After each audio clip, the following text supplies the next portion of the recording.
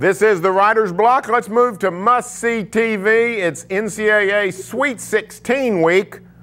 And the big news of the NCAA tournament, of course, is Zion Williamson, the phenom at Duke, and maybe the only thing that can save this NCAA tournament. This March Madness has been beset by a lack of Cinderellas, a lack of quality games.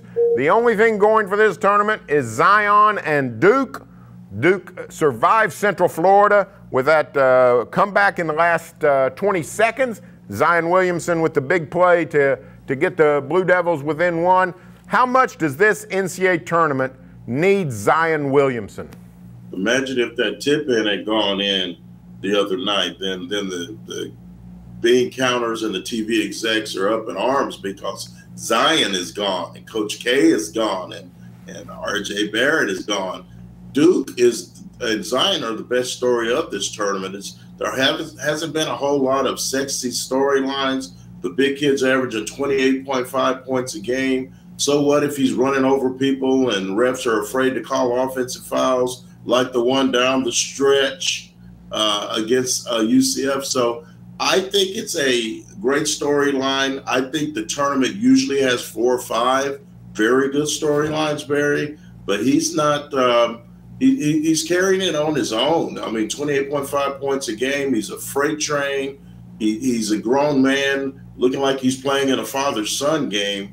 And the NCAA is reaping the rewards of that. But I'm still skeptical that they are going to make it all the way. I didn't have them in my Final Four. And so down the stretch of that UCF game, I was like, I was right. I was right.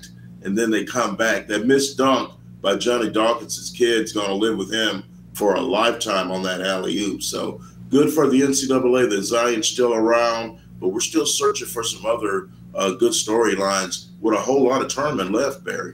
I'm Barry Tramel in Oklahoma City, chatting with Cedric Golden down in Austin. And Zion Williamson and Duke were given a very tough assignment. The overall #1 seed, but for crying out loud, they got Michigan State, the best of the 2 seeds, potentially waiting in the title game. How tough is this road to the Final Four for Zion Williamson and Duke? The Dukes have borrowed a chapter from Kentucky. John Calipari's been trying to get to the Final Four, win national titles for years with a freshman core that changes over season to season. That's not been Mike Krzyzewski's way, but it is this season with those 3 great freshmen. How tough is it going to be for Duke to make a Final Four? I think it's going to be tough because I believe in my heart that UCF has provided the blueprint to possibly upset Duke, and that's Zion's going to get his and just let those other guys fire away. Double the big guy if you can, double Barrett if you can, and force those other guys to make shots. But by and large, they did not make a whole lot of shots in this last game and almost ended up headed to the house before we even got to the Final Four. So it's going to be a tough road. Michigan State is not as loaded as Duke, but they're more of a senior-laden ball club. Tom Izzo is no stranger to these kind of games. Hopefully we'll get to see that matchup down the road. It's a tough road for Duke.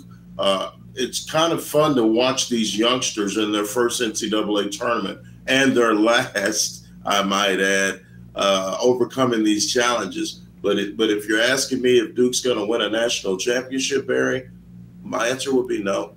Duke in the Sweet 16 draws Virginia Tech, a fellow ACC member. Cedric, the NCAA basketball committee a few years ago changed the parameters.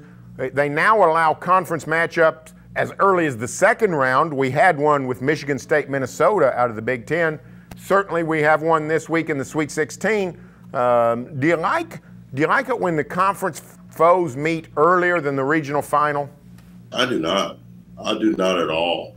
I do kind of like it when a former coach goes up against a team that fired him early in the tournament. I think that's kind of cool. But if you're an ACC fan, you've already seen this twice. And so I don't know what the benefit is of having Duke and Vatech play once again this early in the tournament. I think it would be a lot cooler if you had them set up to meet at an Elite Eight or a Final Four. But meeting this early in a tournament is it's almost like Texas and Oklahoma playing in the conference championship game. Or let me do you one better. Back when Oklahoma and Oklahoma State played at the end of the regular season, when they would have to meet a week later. I just don't know that's as sexy as giving them some spice and setting it up to where they would meet later.